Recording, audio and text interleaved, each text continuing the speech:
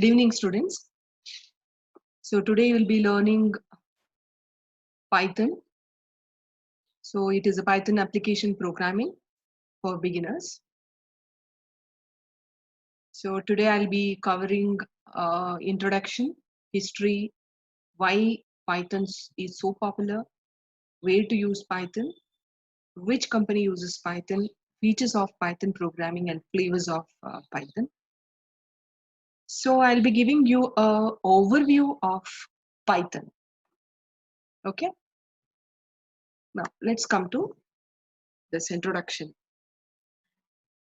We should never forget to remember this great person, Professor Guido von Rossum, who actually found this language and created this language in such a way that it made everyone's job easy in this world. So let us salute him for giving us this wonderful language. He was born in, as you have seeing here, he is born in 1956. Okay, and we will be seeing how great this language is. Fine. Now, we tell this language is very simple. You'll come to know why it is so simple. Why it is highly recommended language, and why it is easy to use syntax, because we have less syntax to remember. So making it the perfect language for someone, even who doesn't have a knowledge of programming, can also learn. And Python is a general purpose. We say it is a general purpose language and high level language, because it is used for multiple purposes, and it is understood by everyone.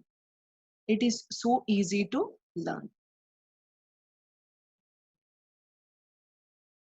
Now, when you see why it is easy to learn, when I say when I ask you people to write it in Java, just to print hello world, how many lines you need to write? First line public class hello world and open curly braces. For opening, you should always have closing curly braces.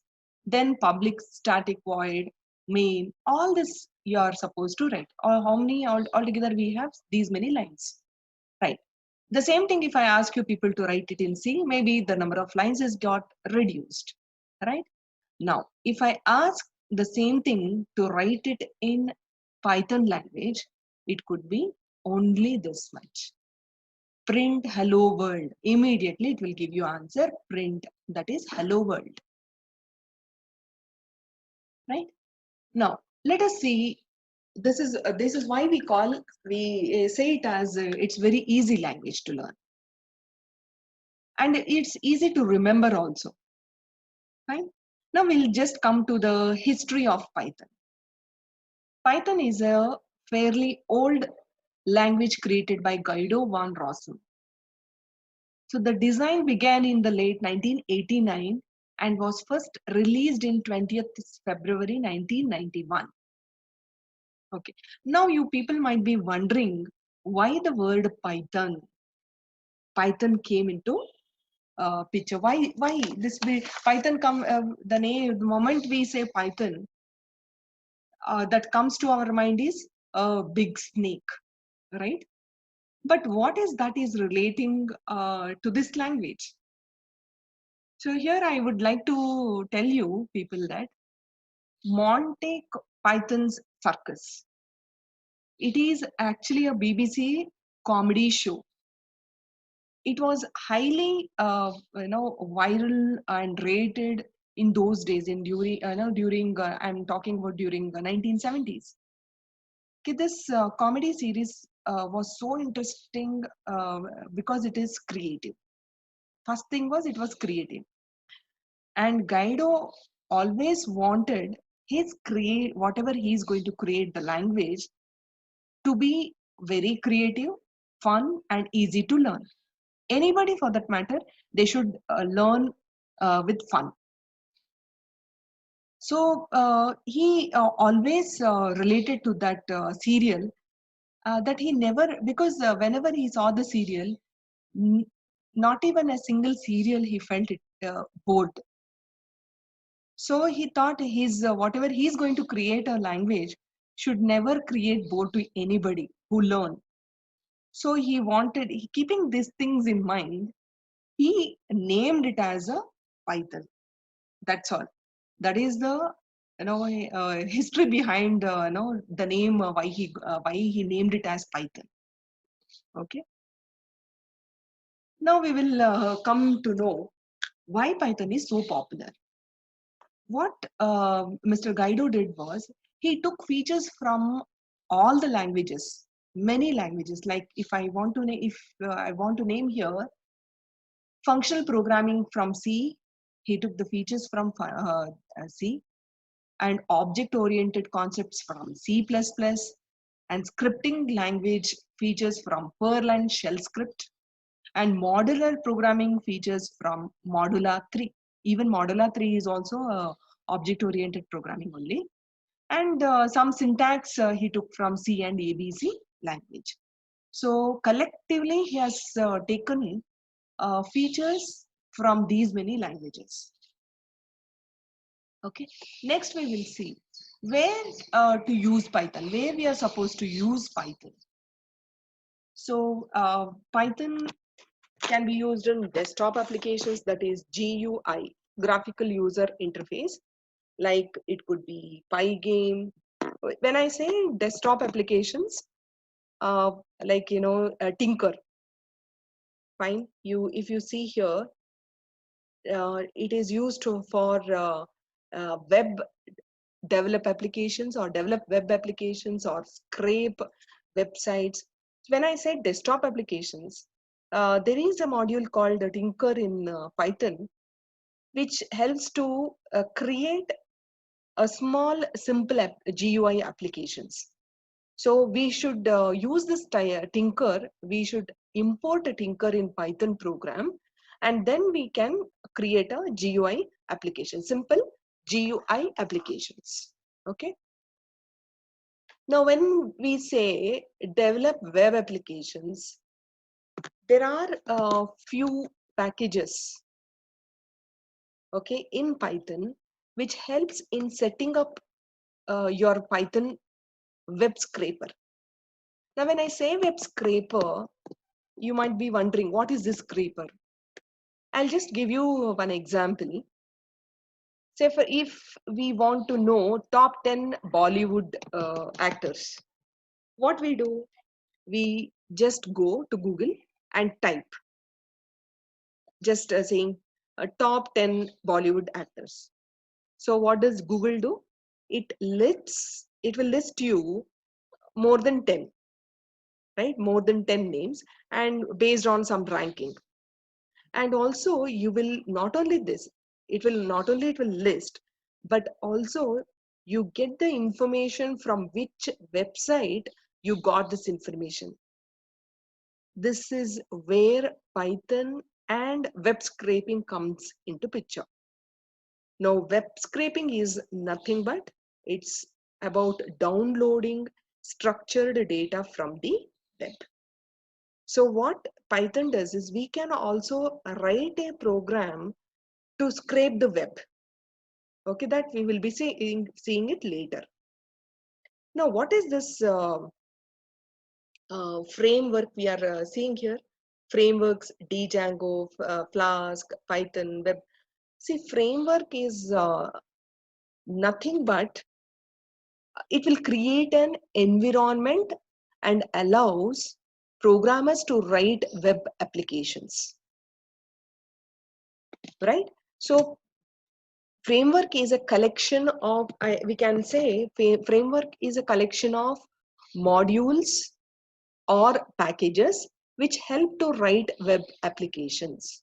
So these are a few Django, Flask, all these are a few frameworks which helps us to write our respective applications.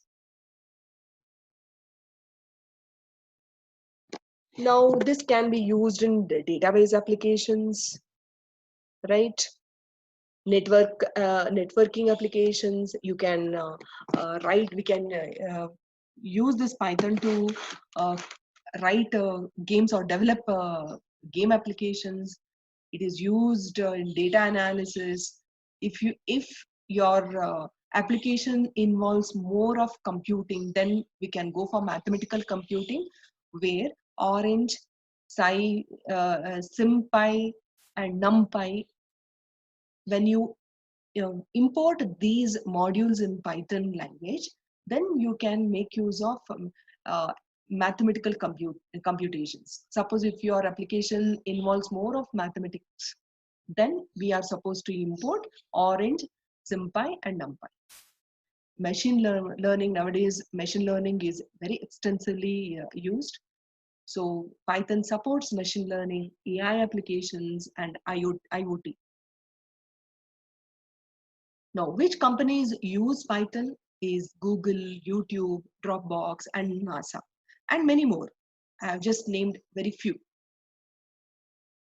Now, let us come to features of Python programming.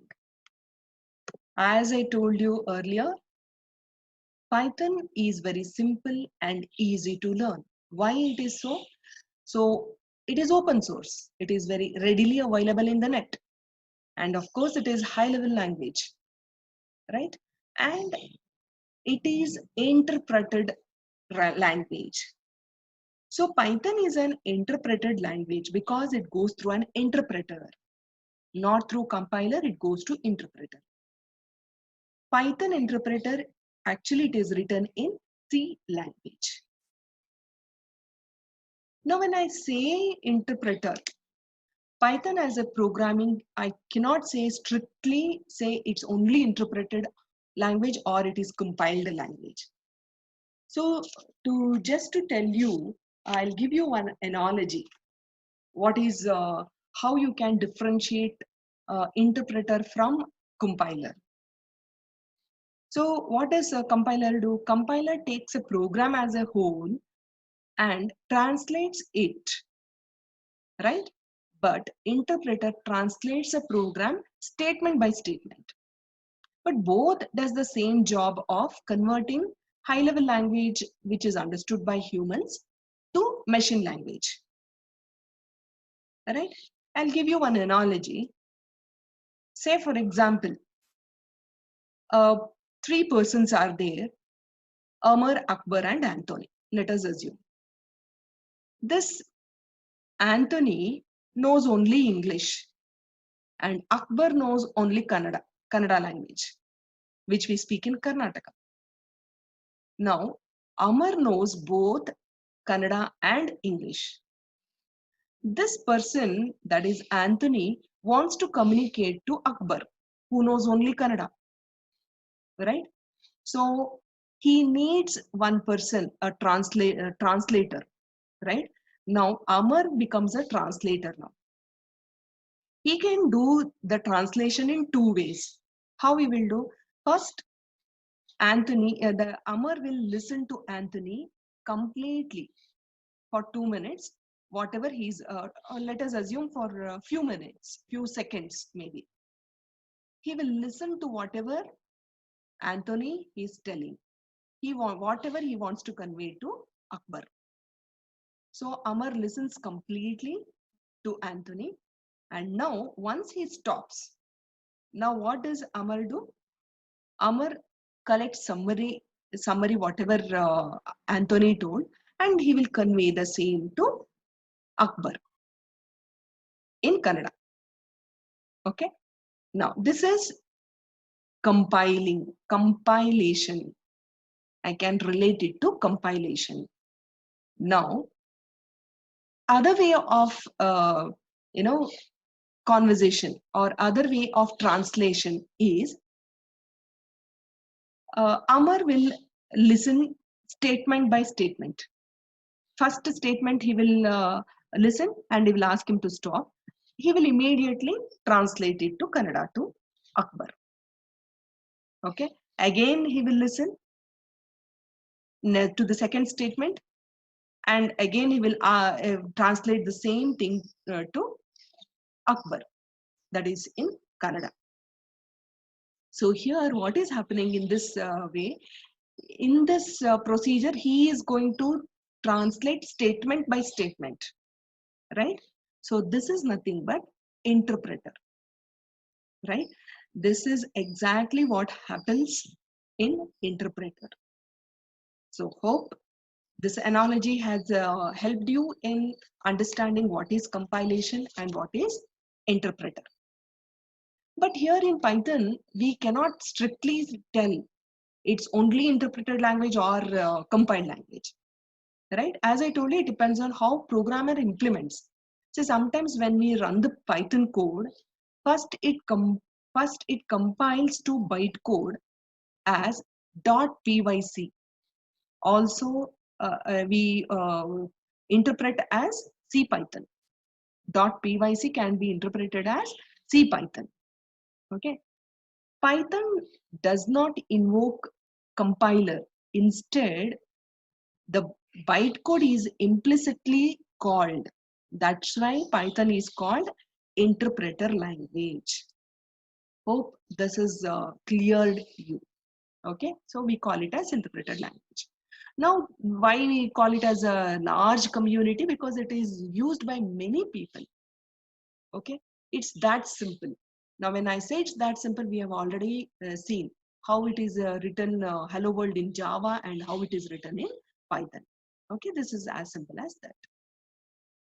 Now let us see why now C and Java is called statically typed programming language, right? Whereas Python is called dynamically typed language. When I say statically typed programming language, all these languages are associated with a variable declaration. When I say variable declaration, before I use any variable, that has to be declared in these languages. It could be C, C++, or Java. Whereas dynamically typed language means Python is dynamically typed language because it does not know about the type of the variable until you run the code. So declaration is of no use in Python. We say, that is why we say Python is strongly typed language and it's dynamic. Okay. Now Python is procedure oriented and object oriented, we say. Why we say procedure oriented? We use few routines, procedures built in or user defined. All these, it could be functions, methods. So these we use it in Python, and it is object oriented, of course.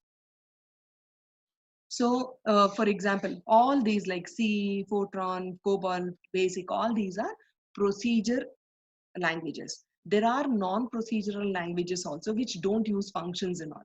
So that is Lisp, L-I-S-P, Lisp. That is Lisp programming language. We call it as Lisp programming language. In short, we say Lisp and Prolog. All these are the example of non-procedural languages. Now, embedded, using Python program in any language. I can use Python program in any language.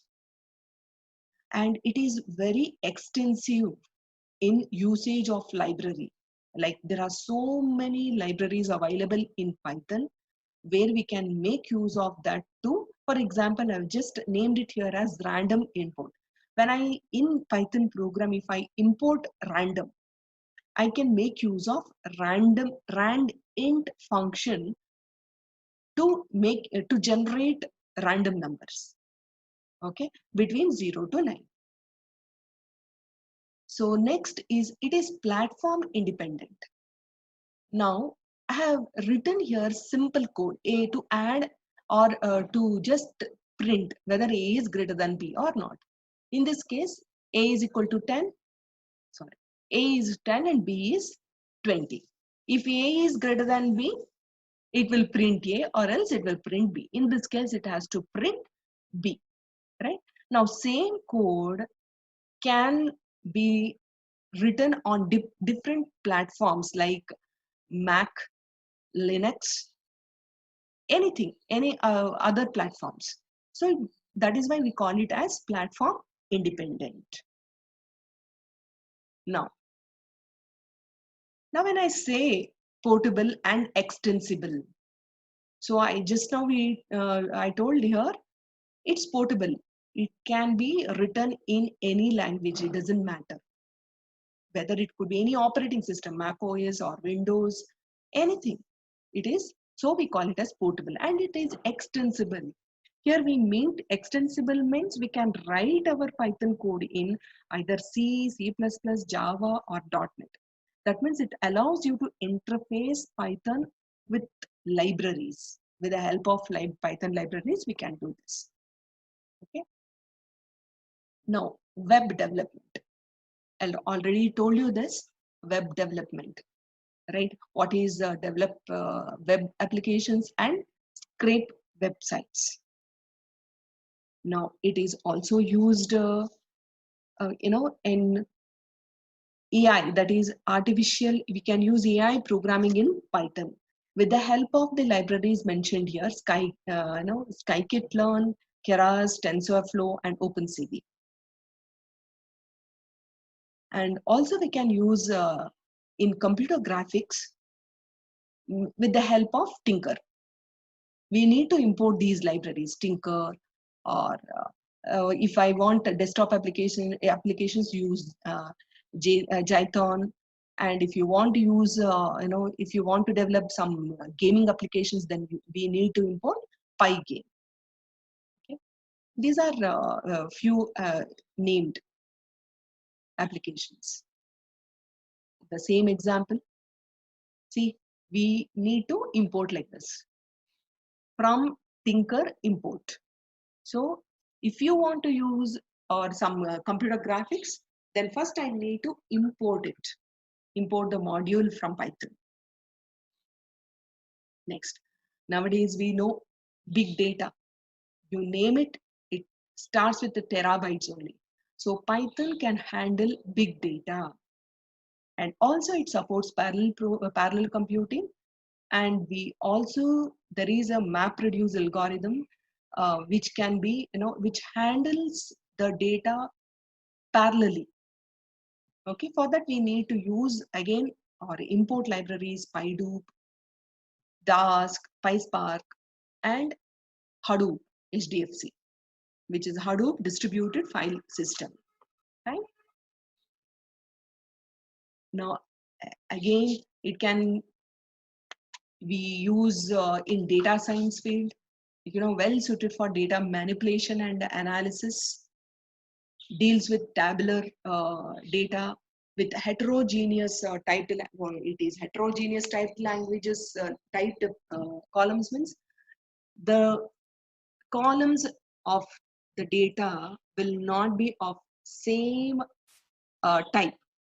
It could be heterogeneous, it could be image, it could be floating point, it could be only numbers, right? That is what they mean to say. It is heterogeneous typed columns. So if for image processing, we can use statistical data sets we can use. So all this, if we want to use in data science, it is, we need to import NumPy, Pandas, Matplotlib, Seaborn, all this we need to import it. Now, scripting automation. It is most popular scripting language in industry. That means now here, next, whatever we are in the next class, we will be using IDLE. That is, and the scripts, whatever we are going to write the program in editor, that is script.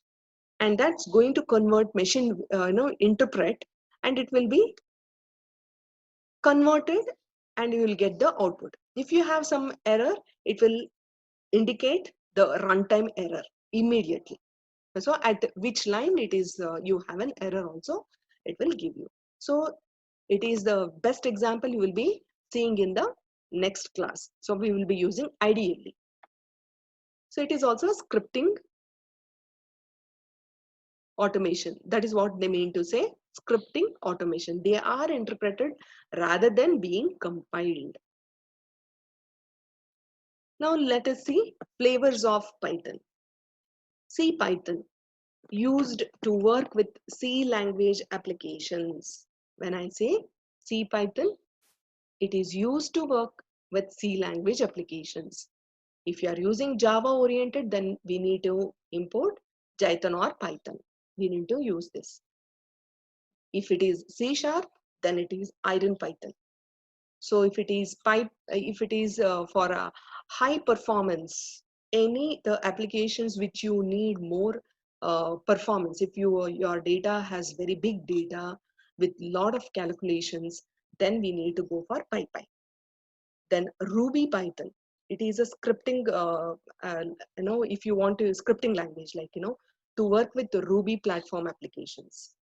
Then Anaconda Python, if your application has big data, then you may need to make use of Anaconda Python. And for concurrency, your application is related to parallel programming or something related to concurrency, then we need to go for Stackless Python. So various ways to start Python is immediate code. That is, you will have this Python prompt. One is that. The other way is script mode. This mode is used to execute Python programs. Say, for example, if your program has more than 3 to 4 lines, then we go for script mode. So next is integrated development environment. We can use any text editing software to write a Python script file. So here we need to save it in .py extension. So there are few rules for writing identifiers. So this is almost similar to whatever you have seen in C language. So identifiers can be a combination of letters in lowercase or uppercase, or digits, or it can also include underscore. Names like my class, variable one, and print this to screen, all are valid example. But an identifier cannot start with a digit. One way is it is invalid. So keywords, as you know, it cannot be used as identifiers. We cannot use any special symbols as mentioned here. See, if you see here, I've just mentioned how the assignment, and when you want to add two numbers, how many lines of code we need to do in C++ or in C language, and you compare it with Python. It is that simple to write it the same code in Python. Now, it is just a quiz like to make you people understand what is the output of this code.